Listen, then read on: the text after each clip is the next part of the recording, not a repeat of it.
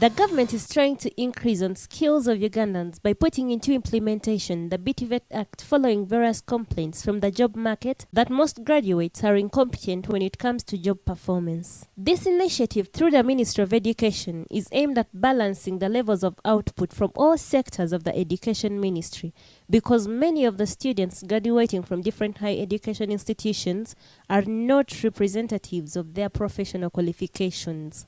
We are getting this very big number of the young graduates coming into the labor market, but they don't find the jobs simply because they have the knowledge, but then they are lacking the required skills which employers are looking for. So in that case, it's very difficult to take them on.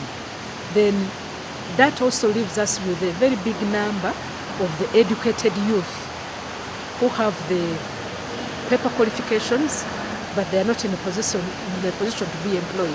The Business, Technical and Vocational Training Project receives only 40% funding from the public budget, leaving a fund gap of 60% to be raised from other sources like donors, entrepreneurs and other stakeholders. Employers and other stakeholders want to come up with a sustainable source of funding supported by the law to ensure skilling is achieved as per Vision 2040.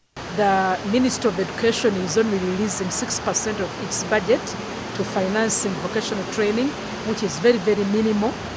Development partners are also putting a hand, but of course there is still a very big training funding gap of about, I think, 60%. One of the avenues government is looking at is introducing a training levy, which is also included in the BTVET Act. Start with Uganda, which because this training levy is very new. I would go for what we call exemption scheme, where if a company or organization trains people, they have added value now. Their workers are productive. Then if you just reimburse them, you exempt them from the tax, then you are encouraging others to do the same.